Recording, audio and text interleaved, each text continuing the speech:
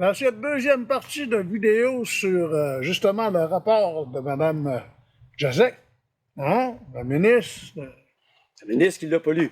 Oui, mais ça, il y a une affaire, par exemple, là-dessus. Elle va pouvoir faire comme les autres. Mes fonctionnaires ne vont pas parler de ça. Ben, ça, c'est. Oui.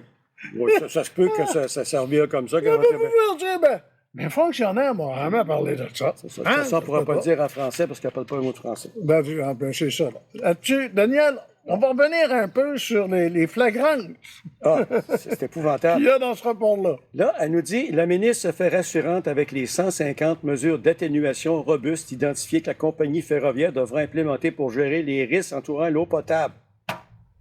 150 mesures. Ça veut dire déjà qu'on a un foutu problème.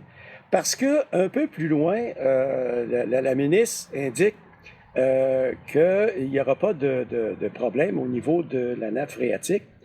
Et puis, on leur dit que pourtant, Englobe écrivait « Les travaux d'excavation sont susceptibles d'affecter la qualité de l'eau souterraine des puits privés situés à proximité des secteurs d'excavation. » Quand une compagnie dit « sont susceptibles », c'est parce qu'il y a beaucoup de chances que ça arrive. Mais un peu plus loin, on a parlé des eaux de ruissellement devant Maître Banville, des gens qui s'inquiétaient de tout le dénoyage qu'on va faire, où est-ce que ça va se ramasser. Alors, la ministre a dit que ça ne changera pas le niveau de la rivière Chaudière, mais on n'explique pas parce que ça représente 55 millions de litres d'eau par jour. Ça, c'est beaucoup de piscines olympiques qui vont être évacuées dans le secteur de la 204 et de la 161, plus les 100 hectares de milieux humides qui vont être détruits. L'excédent d'eau va aller où? Il faut qu'il aille dans la rivière, il faut qu'il aille quelque part. Là aussi, la ministre fait référence aux courbes, disant que là, il va en avoir moins. Il n'y en a pas moins, il y en a plus. Je ne comprends pas pourquoi ils ont écrit qu'il y en avait moins. Et ce qu'on propose du côté des gens qui sont contre la voie de contournement, c'est tout simplement qu'on ramène la courbe qui est dans le quartier Frontenac à un niveau beaucoup moins élevé, puis ça réglerait une bonne partie du problème. Oui, mais ça serait probablement trop proche de l'hôtel et du Chevalier. Probablement. Là aussi, la ministre explique que le fait que le train passera à l'extérieur du centre-ville éliminera le bruit du sifflet qui se fait entendre à chaque croisement de rue, motif de position qui est réclamé par plusieurs citoyens.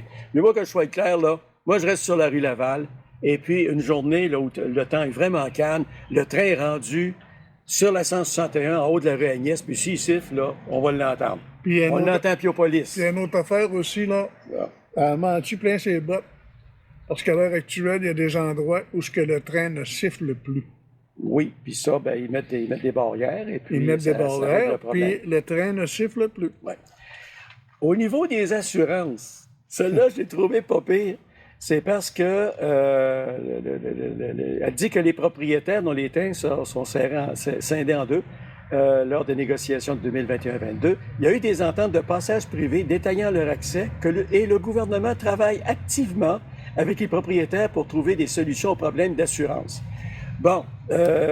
Premièrement, l'histoire du scindage en deux, puis des rapports de négociation, entente de passage privé, ça c'est extrêmement nébuleux présentement. Et deuxième chose, c'est que les compagnies d'assurance ne peuvent pas assurer ces traverses-là parce que ces traverses-là sont sur un terrain privé. Alors, vous ne pouvez pas assurer le terrain de votre voisin.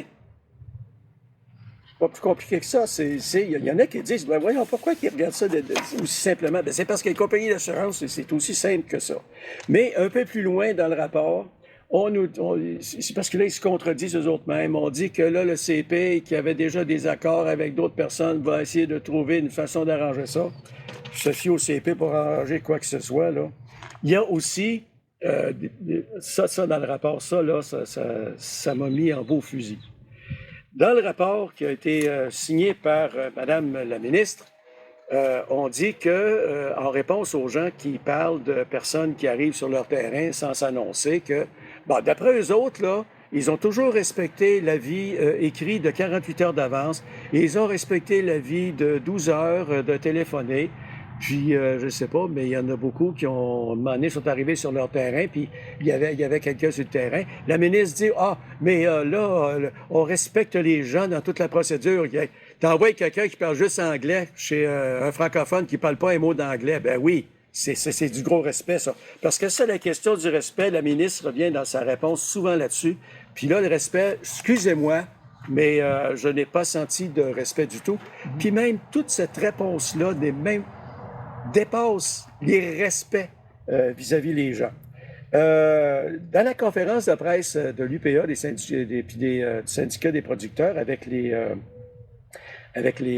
avocats, le maire... on a pris un extrait de la réponse de Mme la ministre qui dit « Le trajet est le plus avantageux d'un point de vue environnemental. » Hey!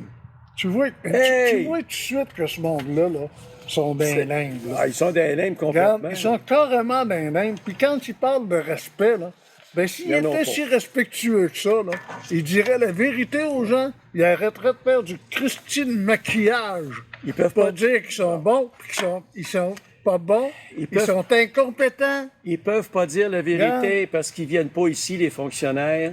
Puis là, ils regardent ça, eux autres, d'un œil que là, ils ont eu un ordre qui venait d'en haut. Vous allez faire ça. Alors là, ça, c'est un fonctionnaire. Un fonctionnaire, c'est pas payé pour avoir du jugement. Hein? Alors là, ceux qu'il y a là, c'est des fonctionnaires qui n'ont aucun jugement, qui s'en vont aveuglément là-dedans. Et qui sont là pour M. Trudeau, pour que M. Trudeau paraisse bien le 10e de la commémoration, qui viennent nous faire croire qu'il va nous faire un chemin de fer de 1,2 milliard, quand il pourrait prendre cet argent-là avec M. Legault, puis construire peut-être des logements à prix abordable. Parce qu'à l'heure actuelle, Mégantic, tantôt, va se vider, parce que les shops ne paieront pas assez cher pour rester ici. On va y revenir, on n'est pas dans le sujet. Faut que je vous précise qu'on a parlé souvent de la longueur des trains. Hein? Alors, Transport Canada ne réglemente pas la longueur des trains. Ben non. Ben non.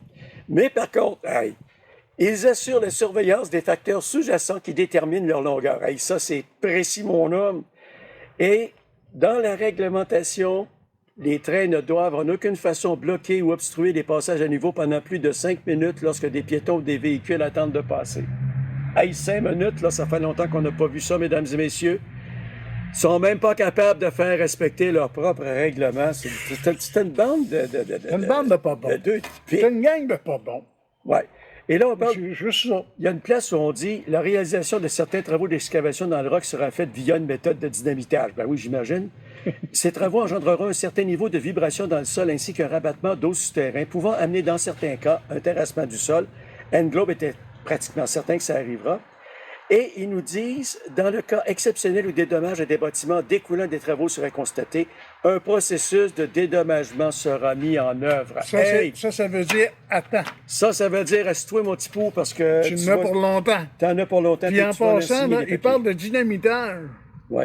Qui pourrait avoir des problèmes de travaux. J'aimerais vous rappeler qu'il y a une personne qui a voulu claimer son terrain, puis lui, il n'avait même pas le droit de faire du forage. C'est ça. Ah, puis même, ils vont utiliser une sorte de dynamite spéciale. Oui, c'est une dynamite toute douce. C'est ça. Elle ne saute pas, elle fait juste craquer. C'est ça. Là, on parle de santé mentale. Écoutez, là, ils vont s'occuper de la santé mentale des gens qui vont résider près des travaux de construction ou de la voie de contournement. Ah, ben oui. Et puis, il y aura un financement récurrent pour l'équipe psychosociale. Ça, là, est en train de nous dire encore qu'on est encore une bande de traumatisés, ce qui est absolument pas vrai. On ferme le... écoutez, là... Ils vont prendre la cabane de patates frites que sur le bord de bois, l'amener là-bas pour mettre 2 psychologues. Oui. Là, maintenant, on parle de la fermeture du 11e rang et l'augmentation de la circulation sur le 10e rang et de l'intersection de la route 161. Oui. Bon, alors, il y a des gens qui ont soulevé beaucoup d'inquiétudes à ce niveau-là. Bon, bien, ici, là, on nous dit il est nécessaire de mentionner que ces fermetures de route sont le résultat de plusieurs études. Ben oui, ils font rien que ça, des études. Par exemple, la décision de fermer la rue Pillon, c'est une décision qui a été prise par la ville de Lac-Mégantic lors du développement du projet de la voie de contournement. Et ensuite, il y a une étude de circulation et de sécurité qui a été réalisée pour le 10e rang et aussi la fermeture de Pillon, de manière à confirmer la nouvelle configuration. Là, il y a des résidents de Pillon qui vont se retrouver dans un cul-de-sac. Et puis là, la question se pose, comment est-ce qu'ils vont réussir à s'en aller chez eux? Question numéro 2. Daniel, on va être obligé d'y aller avec une 3e capsule. Ah, il va falloir, parce que là, on va parler de sécurité. C'est parfait. Merci.